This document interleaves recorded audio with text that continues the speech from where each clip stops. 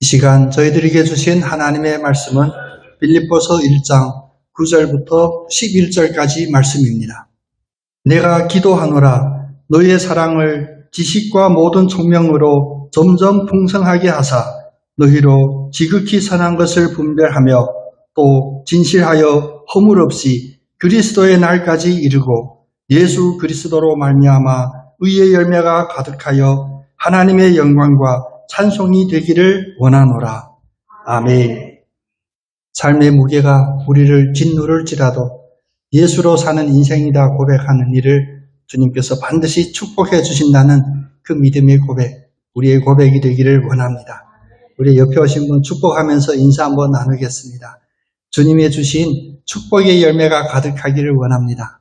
주님이 주신 축복의 열매가 가득하기를 원합니다. 아멘. 오랜만에 우리 훈영이도 예배 자리에 함께 했는데 이제는 사회인의 그런 모습, 듬직하고 성숙된 모습이잖아요. 외적인 모습뿐만 아니라 안에도 주님이 다듬어 주셔서 더 성숙된 믿음의 우리 훈영이 되기를 축복합니다. 우리가 예수를 믿고 나면 많은 질문들이 있습니다. 근데 우리가 믿음 안에서의 질문도 많이 있지만 예수를 믿지 않는 사람들도 예수 믿는 사람들에 대하여 다양한 질문들이 있어요. 엄청난 많은 질문이 있는데 그것을 이야기하지 않아서 우리가 느끼지 못할 뿐입니다. 근데 그 중에 가장 큰 질문은 무엇이냐? 우리가 늘 또 준비해야 될 그런 질문이 무엇이냐면 예수 믿고 나면 무엇이 가장 좋습니까? 라는 그런 질문입니다.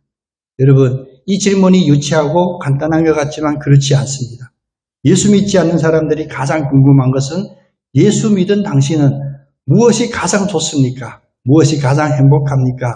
그것이 궁금하거든요. 여러분, 이 질문에 여러분 준비되어 있으신가요? 내가 예수 믿고 나니 무엇이 가장 행복하고 무엇이 가장 좋습니까? 우리 신고사님 크게 아멘 하셨는데 예배 중에 묻고 답하면 안 되겠지만 아마 여러분의 마음속에 생각하는 다양한 답이 있을 겁니다. 예수 믿고 났더니 내가 건강이 회복되었다. 또 예수 믿고 났더니 물질적인 행통이 이루어졌다. 깨어졌던 관계들이 회복이 되더라. 우리 자녀들이 잘 풀린다. 심지어 아무 염려할 수 없어서 염려할 것이 없어서 염려된다. 웃기는 이야기인데 안 웃으십니다. 여러 가지 이런 답이 있겠지만 이런 답을 하나로 모아서 요약되게 대답한다면 예수 믿고 나서 가장 큰 축복은 무엇이냐면 나의 기도에 하나님이 응답하여 주시는 그 기도의 복입니다. 우리 한번 같이 고백해 볼까요?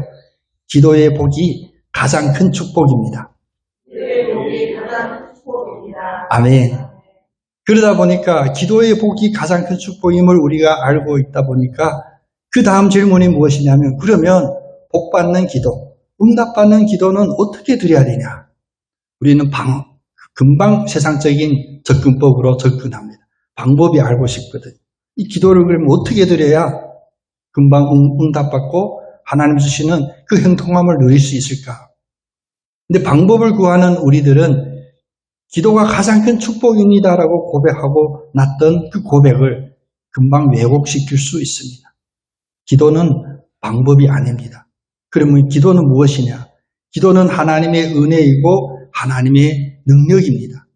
우리의 기도가 응답되면 우리가 잘해서 우리가 방향을 잘 잡아서 혹은 내가 엄청난 많은 공로를 주님 앞에 드려서 응답해주는 나로부터 시작되는 그런 시작이 아니라 모든 것은 다 하나님으로부터 시작됩니다. 우리가 엉뚱한 기도 드렸을지라도 심지어는 옥치 부리고 고집 부리고 자기 중심의 기도를 주님 앞에 드렸을지라도 그 기도를 하나님의 뜻에 맞게 응답해 주시고 이루어 주심은 하나님의 은혜이고 능력이지 나에게 달려있는 것이 아닙니다. 그래서 이거 좀 쉬운 이야기로 한다면 우리는 기도할 때 하나님 앞에 눈치 있는 자녀가 돼야 돼요. 눈치가 무엇이냐? 상대방이 기뻐할 만한 것, 또 상대방이 싫어하는 것이 무엇인가를 정확히 파악하고 상대방이 기뻐하고 또 상대방이 원하는 그것을 행할 수 있는 믿음과 행위를 우리 행위, 언어 이런 것들을 눈치 있는 사람이라고 그러죠. 저도 크면서 꽤 눈치 있다고 생각했어요. 많은 선배님들 또 친구들 사랑들 많이 받았거든요. 근데 어느 날 봤더니 이 눈치라는 게 나만 잘한다 해서 될 수 있는 그것이 절대 아닙니다. 이제 벌써 10몇 년 전인데 전도사로 제가 있을 때 교회를 이렇게 옮기게 되는 그런 상황이 됐었어요. 그래서 이제 새로 옮겨야 될 그 교회 목사님하고 이렇게 만나는 자리 식사하는데 엄청 유명한 큰 식당에서 식사하다 보니까 방에 들어가 있은 게 아니라 이렇게 홀에 앉았거든요. 그것도 예약이 안 되다 보니까 제일 안 좋은 자리, 그 입구가 바로 보이는 입구에 가까이 있는 그런 자리에 앉았습니다. 제 아내하고 저하고 그 목사님하고 셋이서 지금 식사를 시작하는데 입구에 갑자기 그때 모셨던 아직까지는 저희 담임 목사님이 입구에 딱 나타나신 거예요. 얼마나 놀라겠어요. 세상에 비밀이 없습니다. 몰래 하는 일이 없습니다. 근데 저하고 제 아내가 동시에 봤거든요, 목사님을. 그래서 우리가 눈치 있고 예의 있잖아요. 아무리 어떤 일이라 할지라도. 그래서 둘이 일어서서 밖으로 인사하려고. 일어서서 나가려고 하는데 그 목사님이 저희들에게 분명히 일으켰어요. 그래서 그래, 됐어, 앉아. 이렇게 우리가 사인을 받고 저 혼자면 제가 어떻게 할 수 없는데 제 아내와 제가 동시에 그렇게 사인 받았거든요. 그래서 목례하고 그냥 자리에 앉았어요. 그게 월요일이었거든요.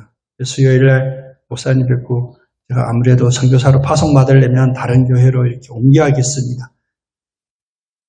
그 말씀 드린 순간부터 목사님의 안색이 확 바뀌더니 거의 3년 가까이, 4년 가까이 저하고 눈빛도 안 마주치고 인사도 안 받으시고 전문용어로 삐지시더라고요.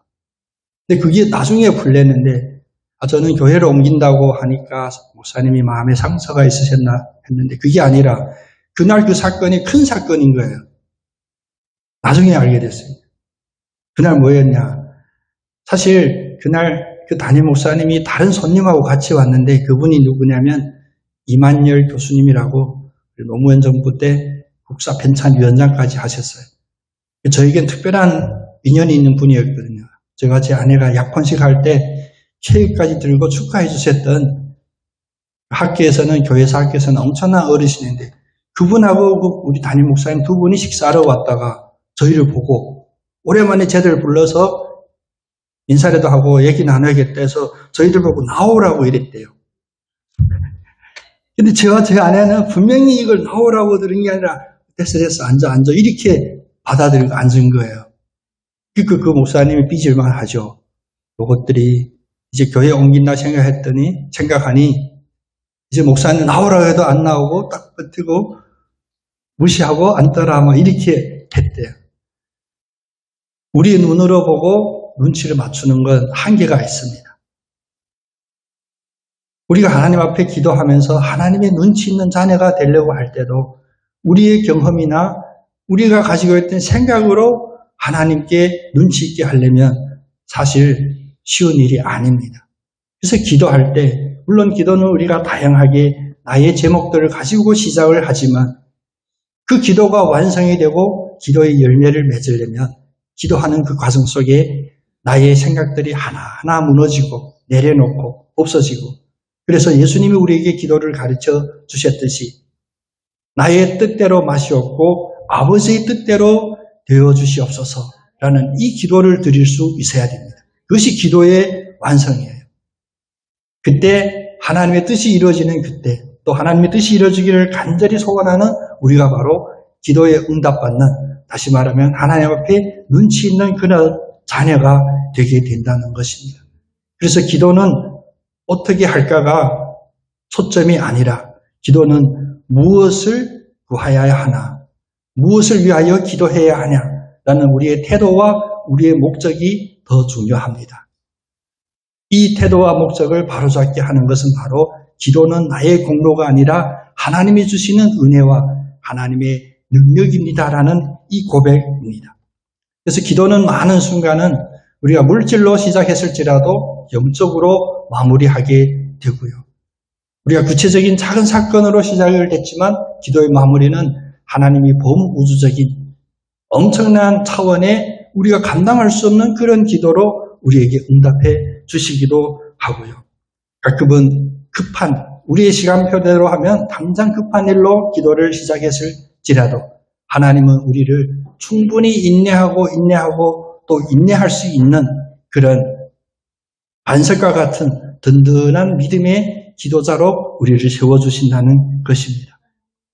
오늘 빌립보서를 우리가 읽으면서 바울도 이 기도의 원리를 알고 있습니다. 본인은 감옥에 갇혀 있지만 빌립보에 있는 그 성도들을 위하여 했던 바울의 어찌 보면 유일한 일이 무엇이었냐? 바울은 내적으로는 기쁨으로 가득 차 있었지만 외적으로는 그 빌립보 교회를 위하여 기도하고 있었습니다. 오늘 9절 말씀은 이렇게 시작하잖아요. 내가 기도하노라. 그럼 어떤 기도를 하냐? 그 뒤가 바로 바울이 빌립보 교인들을 향하여, 빌립보 교회를 향하여 했던 그 기도들이 나타납니다. 내가 기도하는데 너희의 사랑이 지식과 모든 총명으로 점점 더 풍성하게 하사.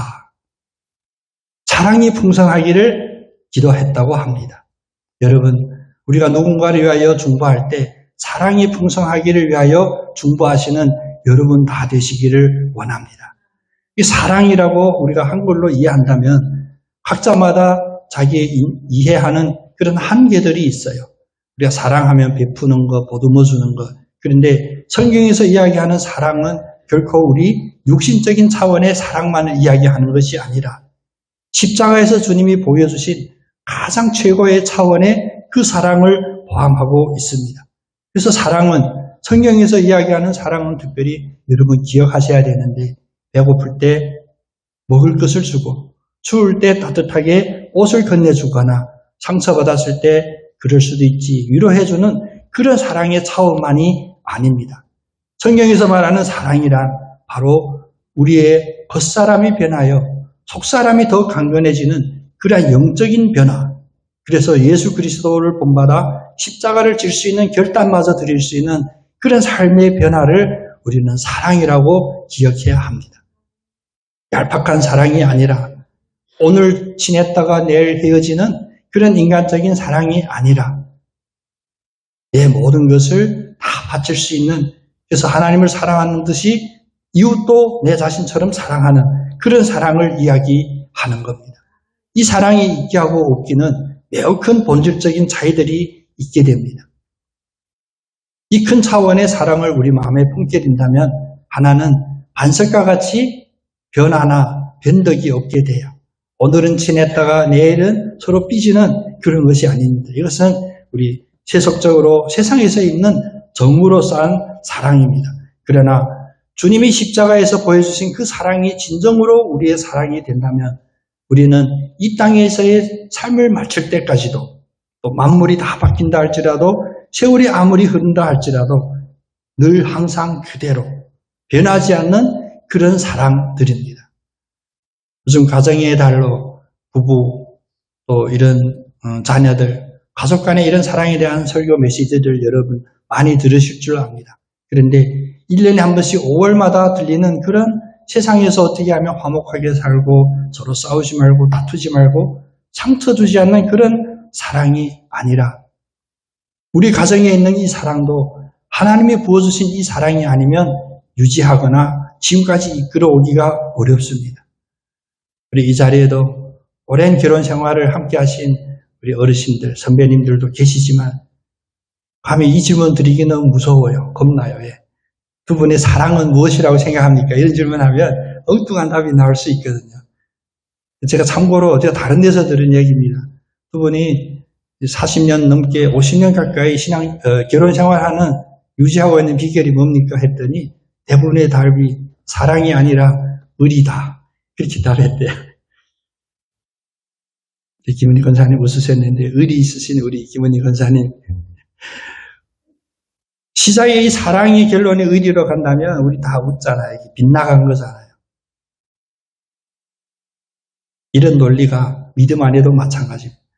우리가 하나님 앞에 사랑이라고 이야기하면 우리의 생명의 근원이 되시는 그래서 살게 하고 호흡하게 하고 어떤 상황에서든지 그 마음이 바뀌지 않는 선한 마음이 바뀌지 않는 그런 생명이 있는 아가페 사랑을 우리 성경에서 말하는 사랑입니다.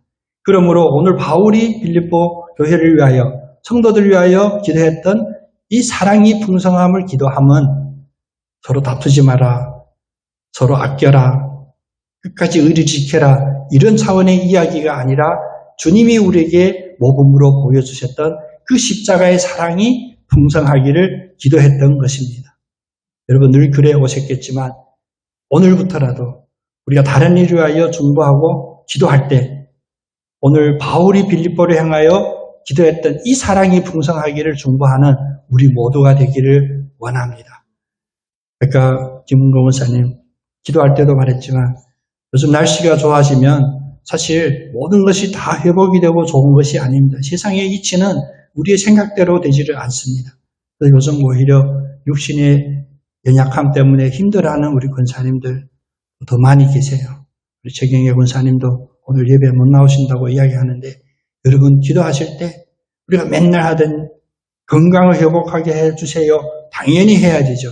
근데 우리의 중보 기도, 우리가 누군가를 위하여 사랑이 넘치는 그런 기도를 할 때 건강만 이야기하고 건강으로만 기도가 마치면 우리는 하나님이 우리에게 원하시는 오늘 바울이 빌립보 교회를 향하여 기도했던 이런 기도를 드리는 것이 아닙니다. 건강의 회복됨도 물질의 넉넉함도 관계의 회복도 모든 것은 다 사랑 안에서 이루어질 줄로 우리는 믿고 우리 최경영 권사님께 또 우리 오늘 예배 참석하지 못한 육신의 연약함의 모든 성도님들에게 하나님의 아가페 사랑이 풍성하기를 중보하는 그런 중보 기도를 드리기를 간절히 소원합니다. 그랬을 때 그 변화는 내가 건강을 위해서 기도했더니 응답받아서 건강이 회복되었다.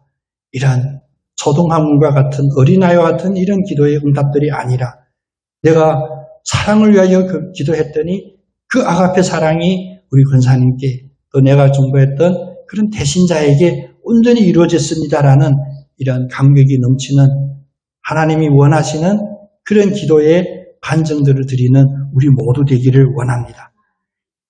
이 말씀이 좀 우리 논리와 다르다라고 여러분 처음에 생각했겠지만 왜 이 논리가 확실하냐면 이 말씀을 더 구체적으로 보면 사랑이 풍성하기를 원하는데 그 사랑이 풍성하게 하는 요소들이 무엇인지에서 우리는 발견할 수 있습니다. 오늘 9절 말씀을 다시 보면 너희의 사랑을 지식과 모든 청명으로 점점 더 풍성하게 하사.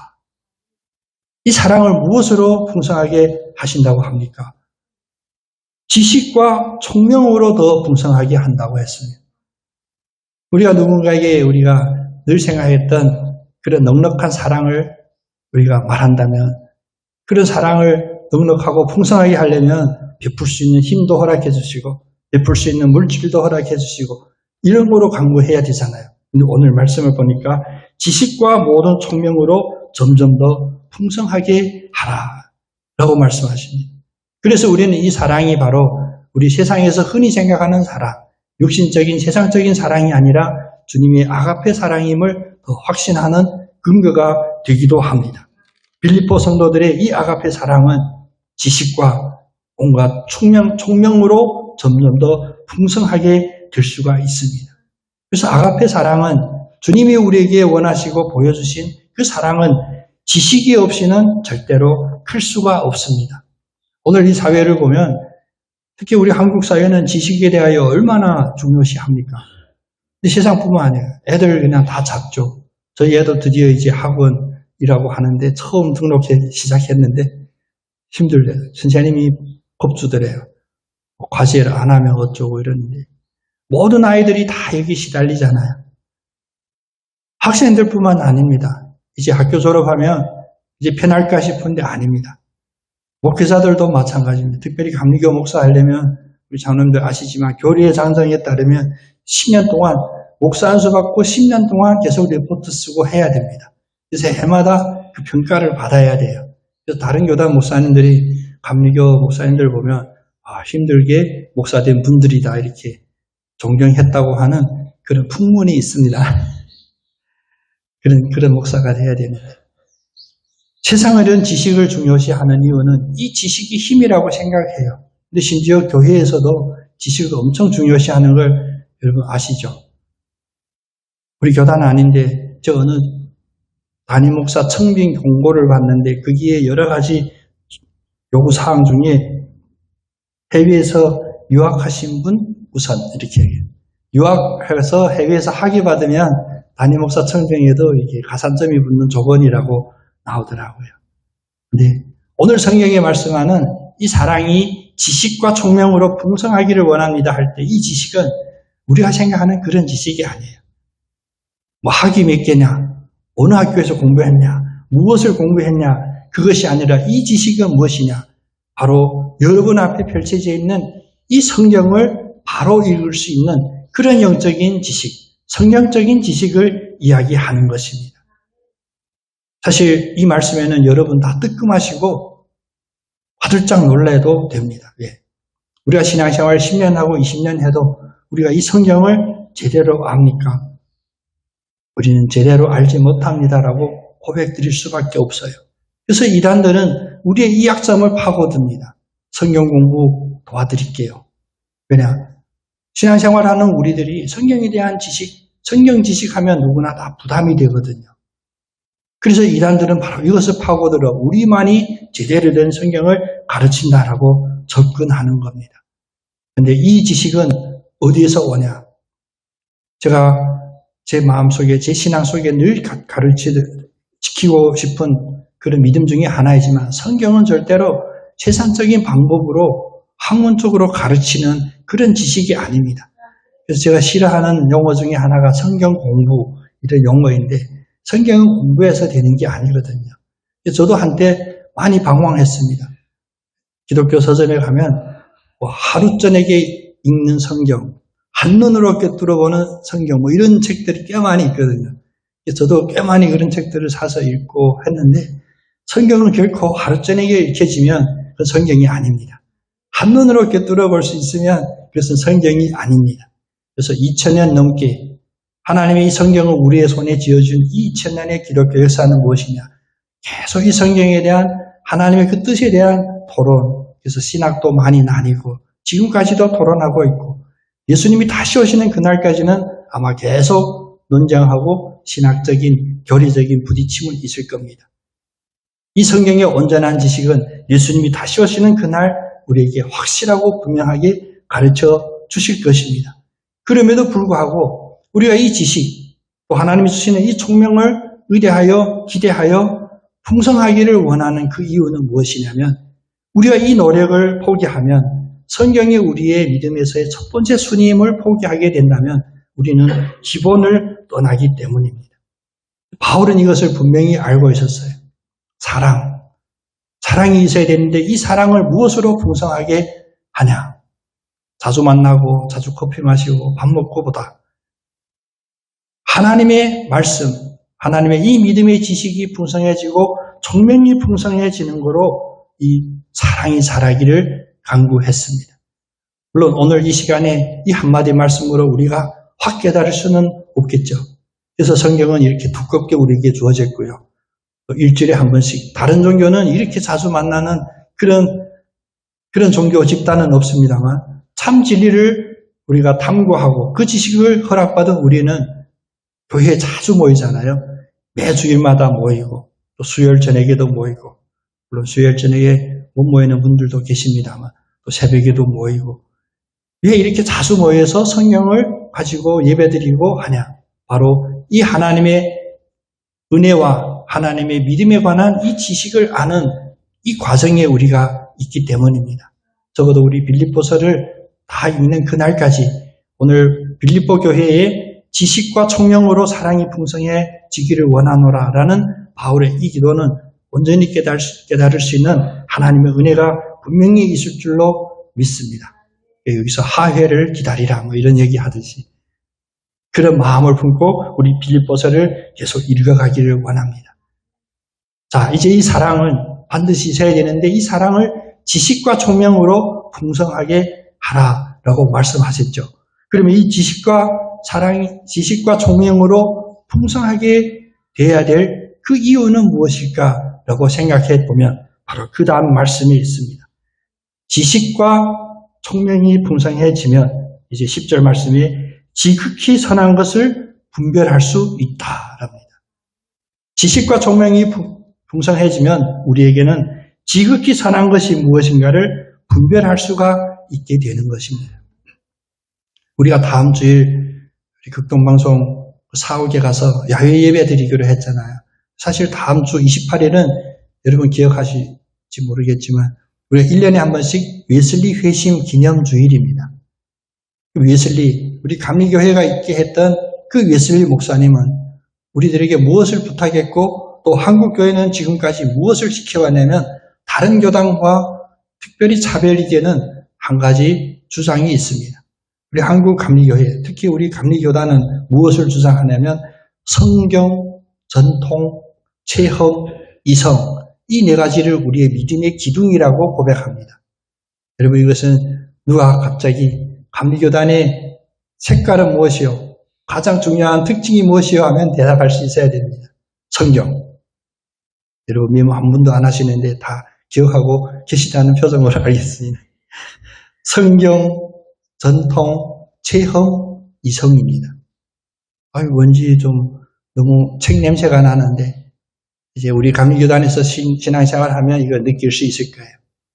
가장 기본은 성경이고 이 성경에 대한 믿음의 고백들은 우리들에게 오늘 나에게 갑자기 하늘에서 뚝 떨어지는 그런 것이 아니라 전통적으로 우리에게 믿음의 고백들, 우리 예배 드릴 때 사도신경으로 신앙 고백 드립니다라는 이런 믿음의 전통도 있게 되고요. 근데 교리만 강조하고 교리나 성경을 공부로만 해서 학점으로 평가하는 것이 아니라 우리가 믿는 모든 이런 지식들은 우리들에게 체험이 있어야 돼요. 믿음의 체험이 있어야 돼요. 우리 모두에게 다 체험이 있겠지만 우리 훈양이가 처음 저하고 얘기할 때 제일 감동됐던 것은 그래, 그 하나님이 바로 우리 하나님이지. 신앙생활을 오래 해서가 아니라 믿음의 바른 마음 가지고 하나님께 나가면 체험을 주는 거예요. 근데 그 체험이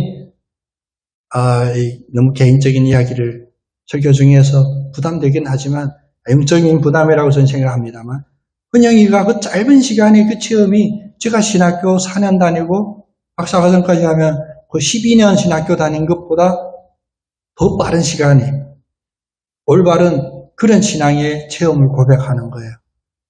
기도에 대해서도요. 여러분 궁금하시죠? 궁금하시면 이제 예배 마치고 식사할 때 우리 훈영이 같이 많은 얘기 나누기를 원해요. 기도란 무엇이냐에 대해서 이야기하는데 그렇게 요약되게 딱 한마디로 요약하는 거 신학교에서 리포트 쓰기 어렵거든요. 그건 분명히 하나님이 주시는 체험이어야 그것이 되는 겁니다. 그럼 여기서 이성이란 무엇이냐? 이성이란 절대 여러분 공부하고 딱딱하고 뜨거움이 없다. 웨슬리가 이 성경, 전통, 체험, 이성을 얘기하는 그 웨슬리가 이 고백을 하게 된 기반은 무엇이냐면 성령 충만, 성령의 체험입니다. 마음이 뜨겁게 되는 안에 큰 불덩어리를 아는 듯한 그런데 말로 표현할 수 없는 그런 체험.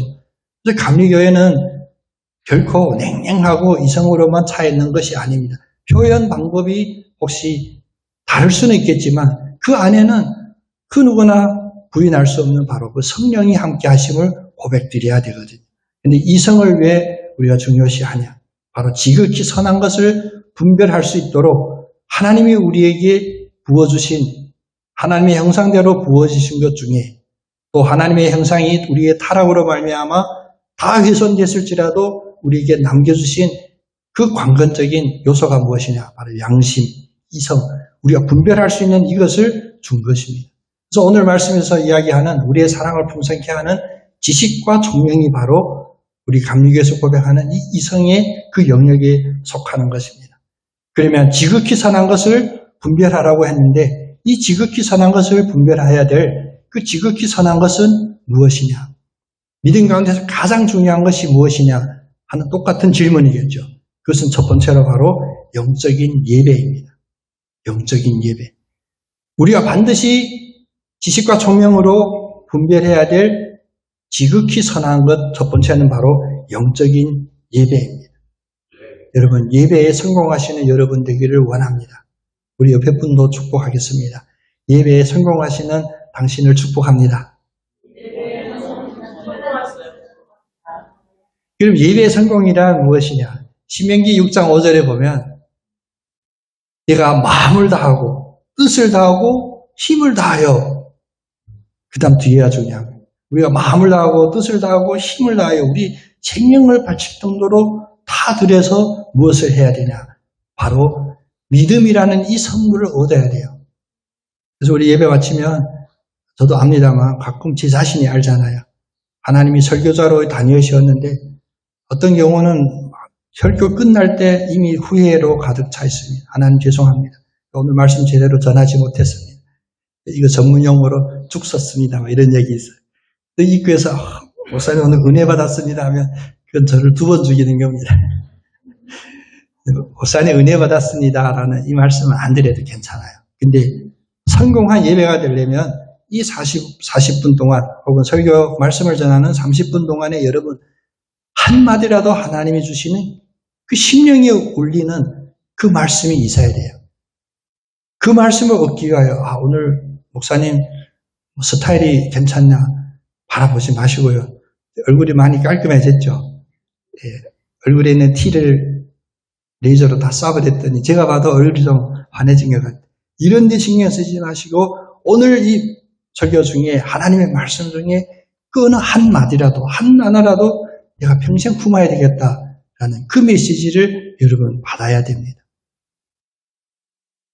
목사님 설교했던 설교 제목이 무엇이냐 기억 안 해도 됩니다. 기억할 수도 없고요. 설교한 목사도 잘 기억 안 해요. 무엇을 기억해야 되냐? 내가 마음을 다하고 뜻을 다하고 힘을 다하여서 하나님이 주신 우리 믿음의 유익이 되는 그 말씀, 그 메시지를 여러분 반드시 받아야 합니다.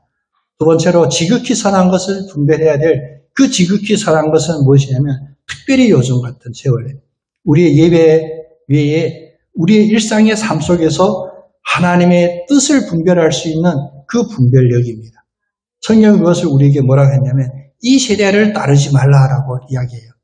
이 세대에서 유행이 되는 것, 어찌 보면 이 세대의 많은 사람들이 하는 그 일을 우리가 따르지 않는 것, 그것이 우리의 총명, 눈치가 있는 거예요. 그런데 세상은 어떻습니까? 다 같이 가야 되거든요. 많은 사람 하는 그것이 유행이 되고요. 많은 사람 하는 그게 함께 있어야 살아남거든요. 제주의 4.3이라고 하는 그 안타까운 자연을 제가 여러 사람한테 간증으로 이렇게 들으면서 그 중에 하나 그러더라고요. 목사님이, 아버님이 아들, 하나인 그 아들에게 그 얘기 하더래요. 앞서지도 말고 뒤처지도 말라. 앞서도 죽고 뒤처져도 죽는다. 그 세상은 우리에게 그렇게 가르치다 보니까 여럿이 같이 하는 그 일에 모두가 가는 그 방향으로 따르게 됩니다. 그런데 분명히 알아야 되는 것은 공중권세를 잡고 이 세상을 모든 풍조, 유행, 소위 말하는 문화를 좌지우지하는 그 사탄은 하나님과 생각이 정반대에 있습니다. 여러분 다 하는 그 일 앞에 물론 우리의 육신은 어쩔 수 없이 같이라도 우리의 생각만은 분별할 수 있는 그런 여러분이 되기를 원합니다. 물론 요즘 특별히 그렇죠. 머리에 띠를 두르고 거리에 나가 데모하거나 전봇대 위에서 시위하는 이런 걸 원하는 게 아니지만 우리의 마음속에는 늘 모든 사람이 함께하는 이 속에서 하나님의 뜻이 무엇일까? 하나님의 뜻은 어디에 있을까? 고민하고 생각하고 분별하고자 하는 그런 마음과 태도를 갖는 여러분 되시기를 간절히 원합니다. 이런 마음을 품었을 때 그것은 나의 이런 결단 위에 하나님이 분별할 수 있도록 그래서 어느 관건적인 시각에는 하나님이 결단해 할 수 있도록 우리에게 힘을 주시고 우리를 인도해 주실 줄로 믿습니다. 가장 지극히 선한 것을 분별하기를 원할 때 이 세 번째 하나님이 도와주신다가 매우 중요합니다. 그래서 나의 지식은 무엇이냐? 나의 경험으로 누적된 지식이 아니라 내가 하나님 앞에 간절히 원하고 기도할 때 하나님이 해주시고 알게 해주시고 판단하게 해주심을 우리가 체험해야 합니다. 그것이 바로 우리의 믿음의 기도가 마무리되는 기도이기도 합니다. 우리의 믿음대로 지혜롭고 생각하고자 할 때 하나님의 그 지혜의 지식들, 분별할 수 있는 그 지식을 반드시 우리에게 허락해 주십니다. 그런데 매우 중요한 것은 하나님이 교회 안에 이 지혜와 지식을 허락해 주시되 모든 사람에게 각 사람에게 적당한 은사로 허락해 주신다는 것입니다. 이 말씀이 왜 중요하냐? 우리 교회 안에 구성원들이 많으면 많을수록 교회 안에는 다양한 의견들이 나올 수 있습니다. 근데 우리는 그때 불편하잖아요. 내 뜻과 같아야 되는데 하나님이 나에게 말씀하시고 보여주신 것은 이것인데 왜 저 사람은 다른 이야기를 할까? 그러므로 저 사람 생각은 하나님의 생각이 아닐 거야. 이런 판단을 하지 않도록 우리에게 깨우쳐주는 말씀입니다. 하나님은 우리 각 사람에게 적당한 은사를 다 주셔서 그럼 이 은사들이 다 합쳐졌을 때 교회의 머리 대신 예수 그리스도의 뜻이 온전히 이루어지게 됩니다. 다른 사람의 다른 생각에 대하여 특히 교회 안에서 내가 기도해 봤더니 하나님이 나에게 이렇게 말씀해 주셨다. 서로 우기고 부딪히지 마시고 그 하나님은 상대방에게도 말씀해 주시고 나에게도 말씀해 주시고 옆에 있는 분에게도 말씀해 주시는 하나님이십니다.